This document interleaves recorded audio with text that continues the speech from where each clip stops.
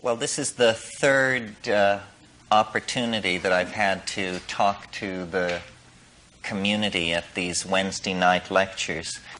Well, I figure we have about 25 years before this information will be completely assimilated into the encroaching consumer society, the leveling of values that seems now to be an inevitable part of the globalizing of society. On one level, it's very good. We recognize ourselves in our enemies, and there's a commonality of values generated. But on another level, it's tremendously destructive of novelty and uniqueness. I mean, we're turning the whole planet into a white bread mall shopping culture, and the values of every other way of doing things is being subsumed to that. I talked a lot in these Wednesday night lectures and with the section about the importance of partnership societies in the human past, and how the nostalgia for these kinds of social arrangements have driven us throughout our experience of history.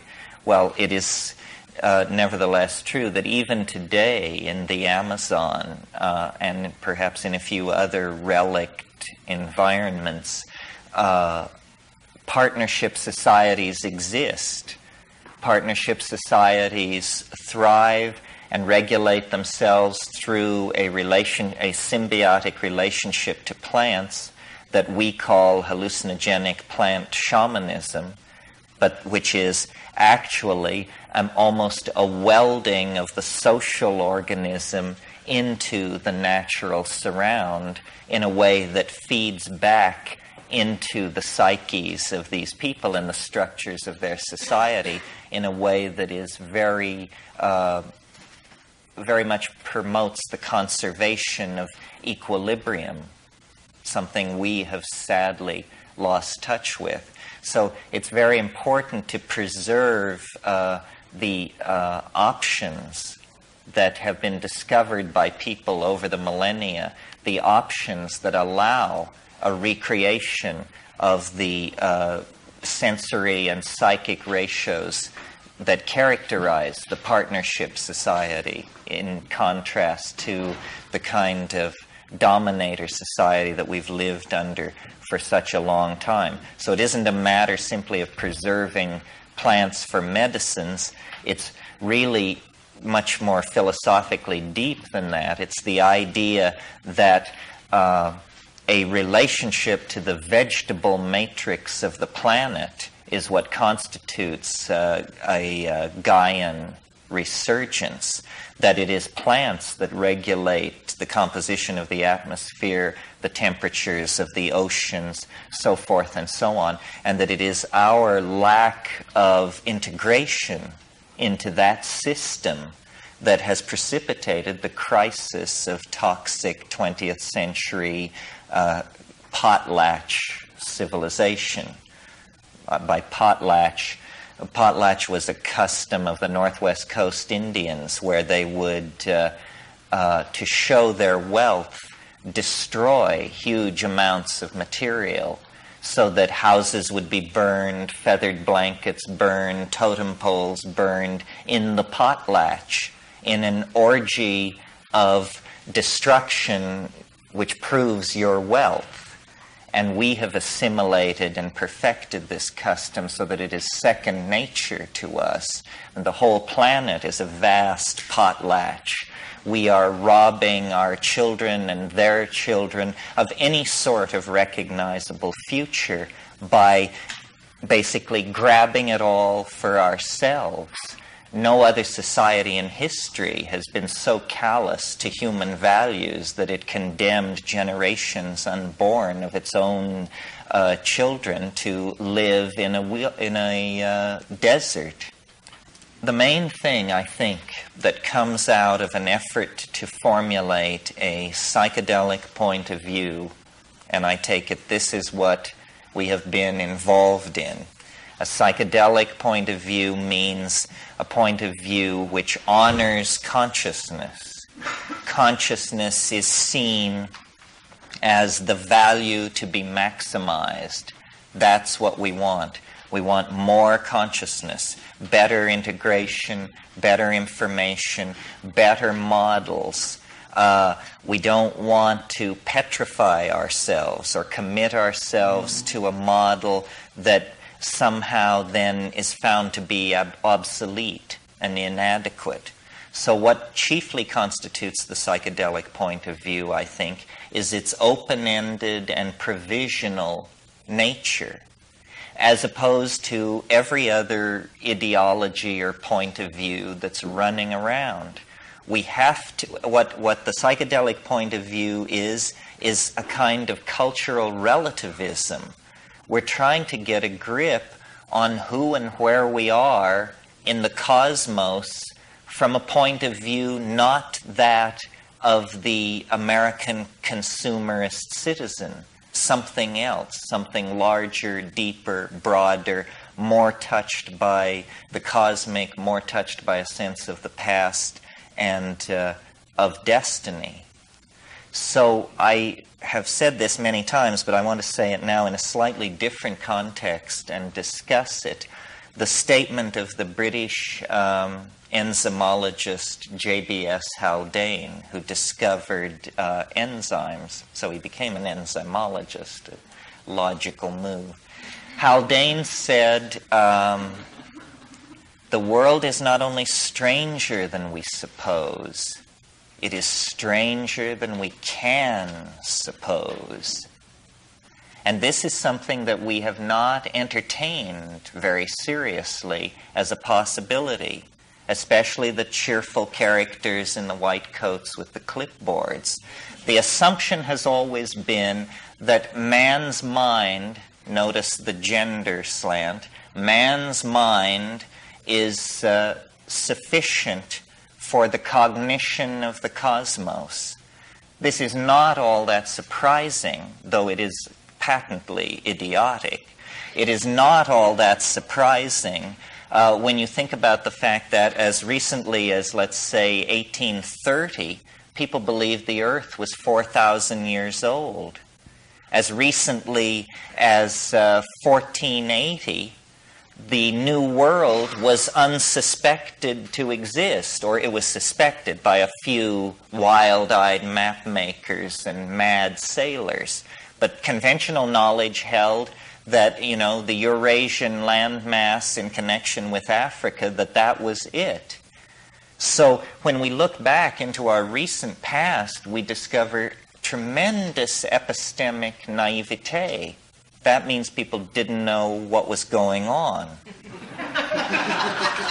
They weren't even close. And yet we are asked to believe that somewhere after Darwin and before now, it was all figured out. And now we view the universe from a lofty pinnacle of integrated understanding. Now the physics explains biology, biology explains culture, culture explains sociology, so forth and so on.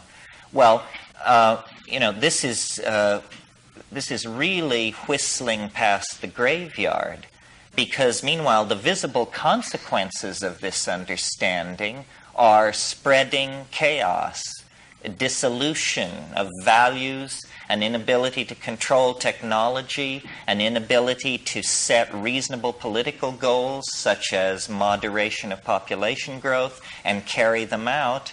Instead, somehow this deep insight into how everything works has left everything a mess. And, what does that mean about us? Why is that, and what can be done about it? Well, I think the problem is that we have too long ignored the possibility that reality is stranger than we can suppose. I mean, let this reverberate in your mind. That means no model will ever work. It means it will always be provisional.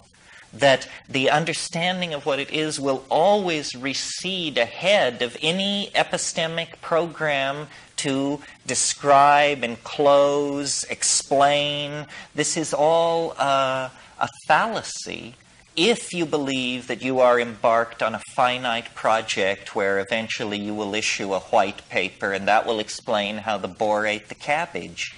It's not to be explained. And we have, I think because of unique characteristics of the male ego, chosen to operate with the assumption that we can understand, that the human mind can in fact grok larger and larger levels of embeddedness and make sense of them. What the psychedelic experience, number one, and point of view, number two, is saying is that we have the means present at hand to completely explode this nonsensical fiction of certitude. And yet we choose not to confront it. This is why I first proposed calling this Facing the Answer.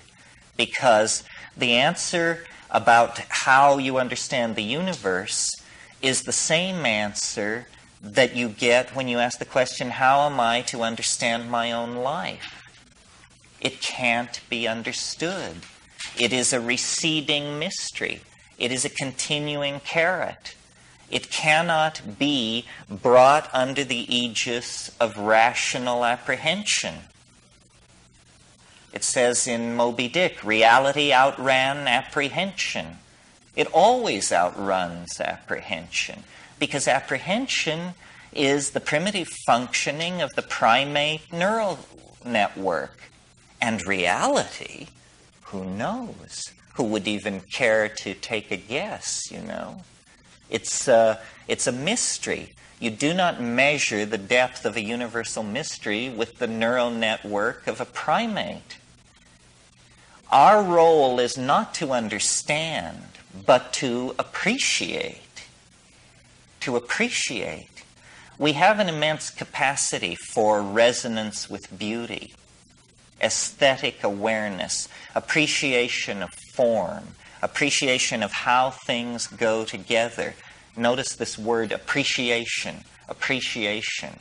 We need, if you don't know what's going on in a dinner, at a dinner party, in a corporation, in an environment, then the best course is to keep your mouth shut and pay attention and try to appreciate the situation. It's ridiculous to attempt to seize the tiller of reality because we don't even know where we want to go. So the notion that by creating these models of reality which are not acknowledged as models, but which are called scientific truth, we betray ourselves down the primrose path that leads to dreary, dusty death. Because what we do is we take the poetry out of being. We extract the poetry from being by the assumption of the mundane. The banality of modernity is what I call this. The banality of modernity, the steady flattening of values so that nothing means much. You know, the sense of outrage over political mistreatment of the underprivileged, or the sense of outrage as a society slips toward the abyss, or the sense of outrage when people mistreat you, is muted. Everything is flattened by the banality of modernity. This is the heritage of all the bad little boys of the 19th century, Nietzsche and Darwin and Hegel and Schopenhauer. These clowns were on a bad trip, and they were loud about it. And what they give us is a universe devoid of soul. Man looms larger and larger. Notice the gender slant. Man looms larger and larger in the picture.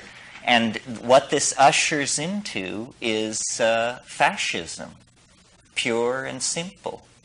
And it's not surprising, because this calling forth of the image of man into larger and larger perspective has been the program of monotheism for 3,000 years.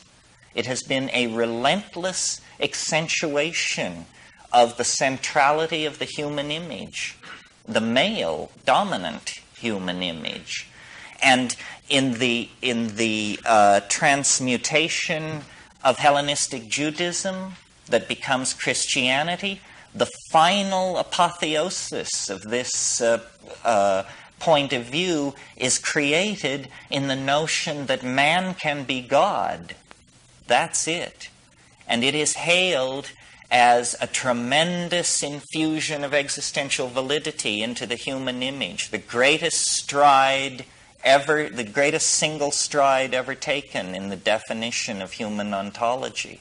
Well, I would like to suggest to you it was the greatest backward step ever taken, because what it did was it shoved nature further and further into the background. Nature is something from which we torment her secrets. This is Francis Bacon. We torture nature to obtain her secrets. The world is created for man. It is for man to remake in his image all this gender stuff.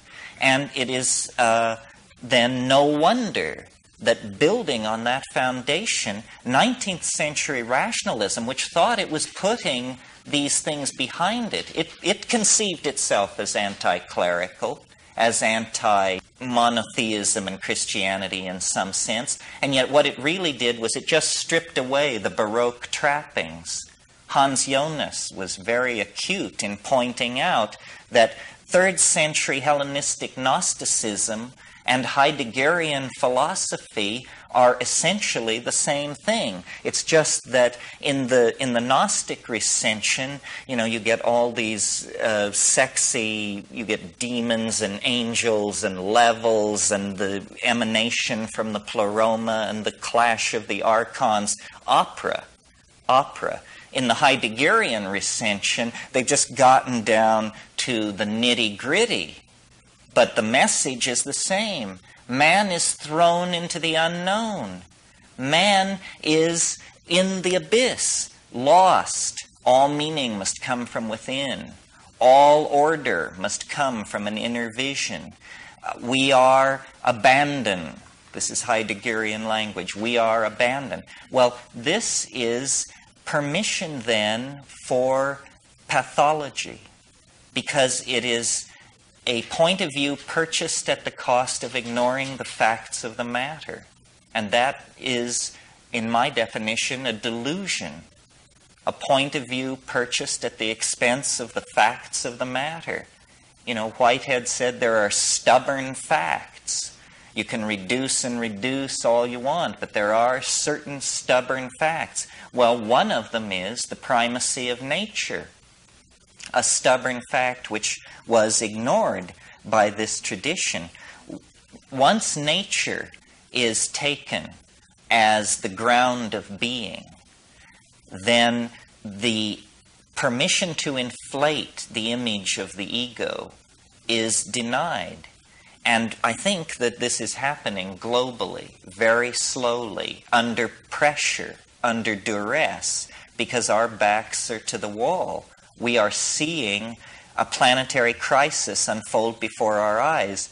And, blame has not yet come into the rhetoric, but eventually it's going to be understood who's to blame. And it isn't the tribesmen of New Guinea or the Indians of Siberia. It is Western, male, scientific, technological hubris that has claimed center stage like a noisy drunk and then just proceeded to hold us all prisoner while it acted out a process that is rooted in its own traumatic birth, in the sundering of the symbiotic relationship to the vegetable matrix that characterized prehistory.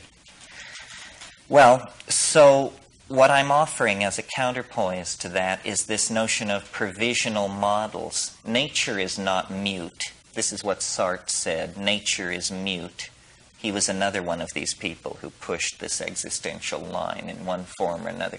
Nature is not mute. Nature is full of affection and intentionality toward humankind.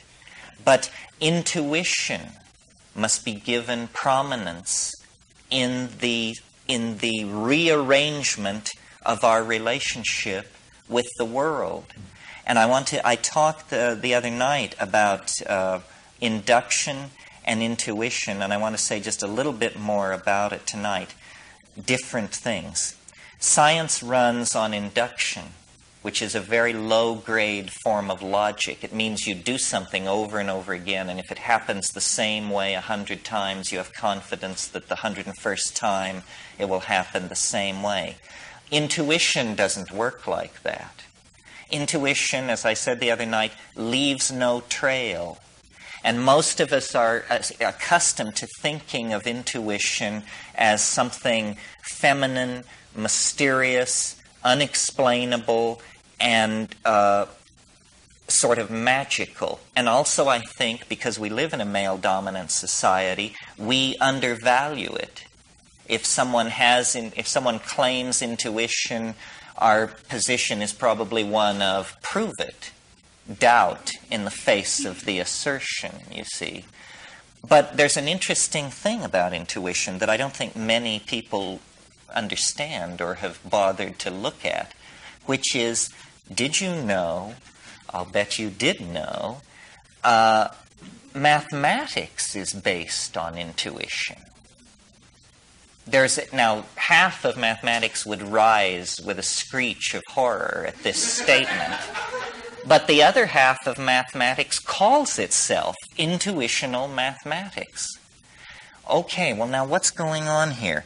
Probably if you are not a professional philosopher of science, you are accustomed to associating mathematics with science rather closely. This is because science, in order to give itself legitimacy, has very slyly appropriated mathematics, especially in the 20th century, to its purposes. But if we talk about what is called pure mathematics, which is the great love of mathematicians, the other kind of mathematics is applied mathematics, and that's for engineers and technologists and is not, what moves them to the edge of their chair. But if we think about pure mathematics, it is an activity carried on in the mind, based on deductive truth. Deductive, not inductive. In other words, a statement is made. It can be anything. All grays are non-X. This is just a statement. We don't yet know what this is going to be about. All grays are non-X. All greens are F sub 1. What we're putting in place are a set of statements that appear nonsensical, but what we will assert is that we should seek a relationship between them and that will then show us something. And this is how mathematics really works. It has very little to do with number. It has to do with the conceptualizing of relationships, conceptualizing them, and then exploring your intuition about these conceptions. And then the third and very late stage is you write a formal statement of your cognitive activity around these assumptions. So you see, mathematics is entirely intuitional. It leaves no track. It is drawn from this other domain. Well, why has it been appropriated by science? Well, for a very funny and not well understood reason. Mathematics has been appropriated by science because mathematics has an uncanny ability to describe nature. Completely uncanny. Now, you may have never asked yourself, Why is mathematics such a powerful tool for the description of nature? Maybe you thought that somebody else can answer this and that it's not a problem. Well, I've got news for you. It is a problem. Nobody has any good ideas about why mathematics describes nature, but notice that mathematics is an intuitional activity. An intuitional activity describes nature without the intercession of inductive science. Inductive science is a kind of naive holdover from Greek Democritean theories, where everything is conceived of as clearly conceivable and operating according to known laws. But in fact, the deeper structure of nature is not modeled out of an examination of data obtained by measurement.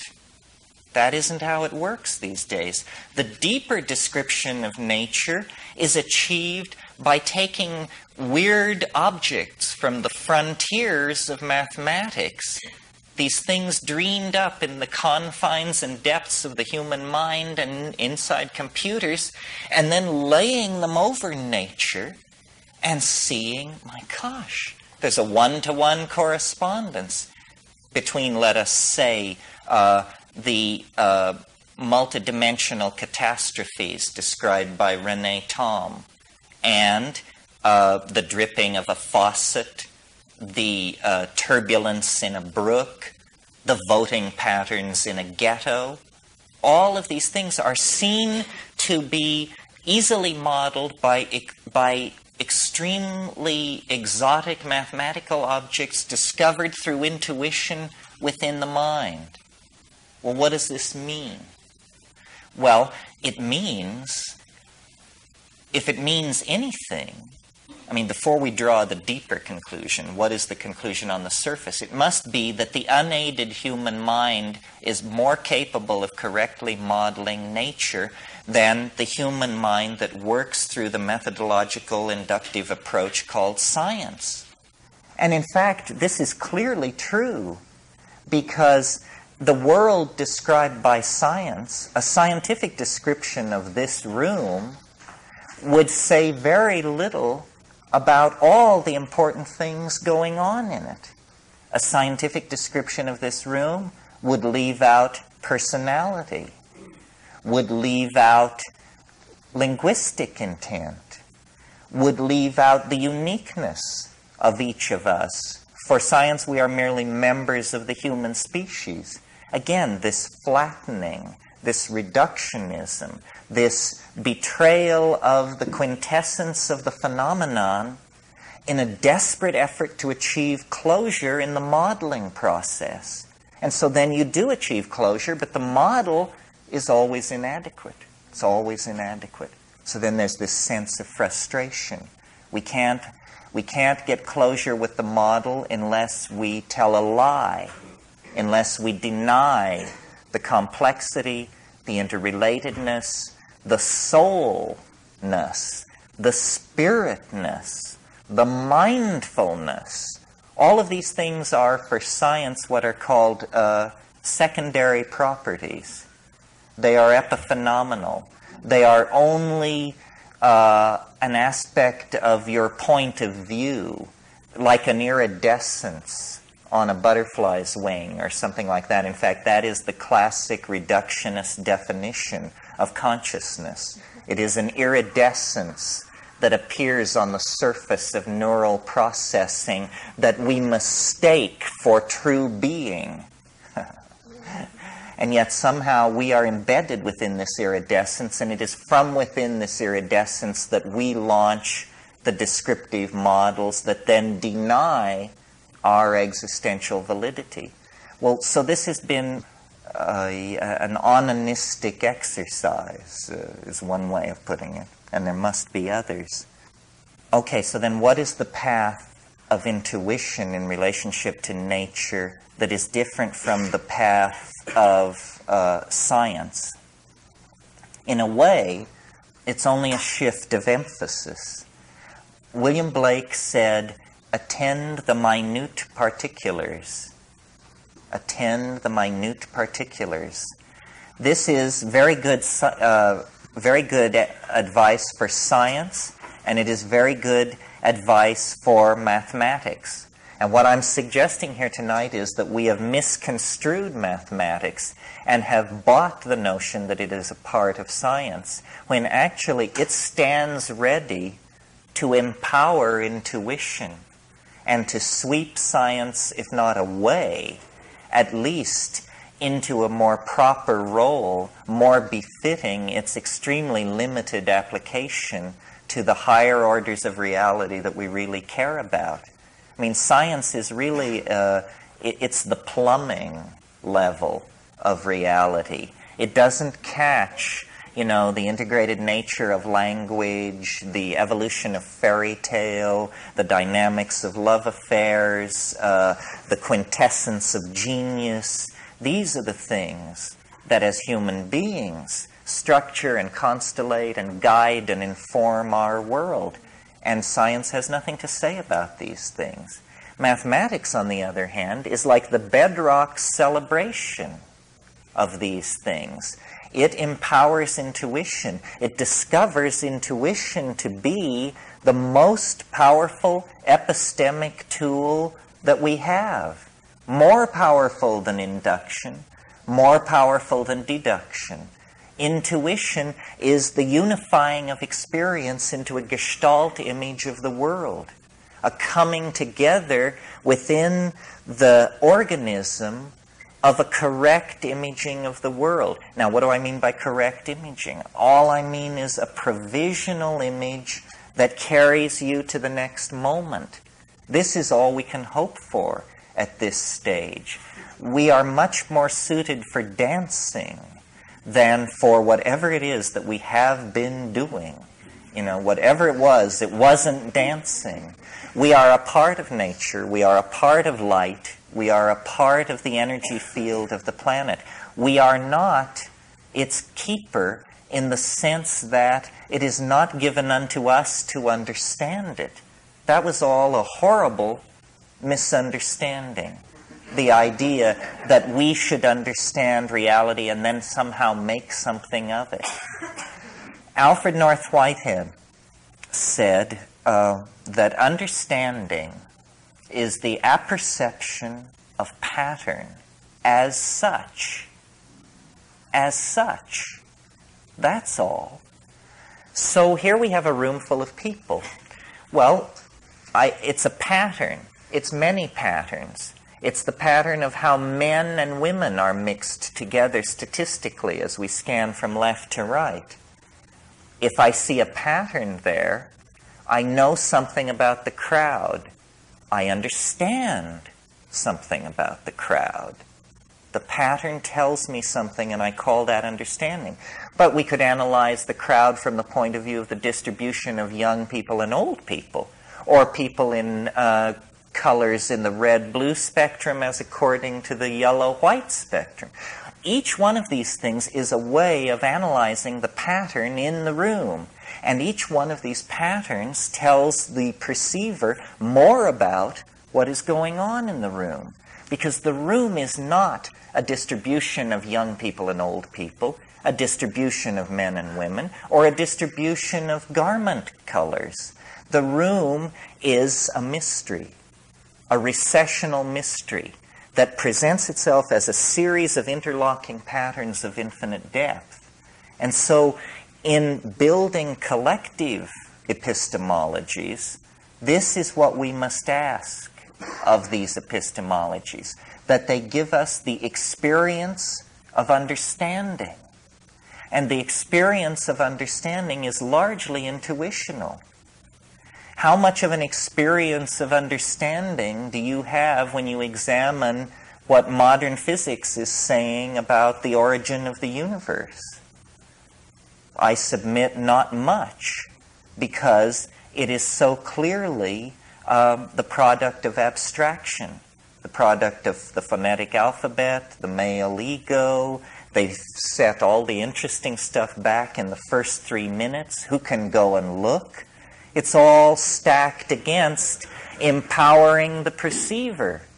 It's all stacked against empowering the perceiver. You can't even check the statements these people are making unless you happen to have a $125 million colliding Bevatron or something, and the understanding to use it and interpret the results. So what we have is a priesthood off on the edge of things, propounding great profundities that nowhere touch the heart.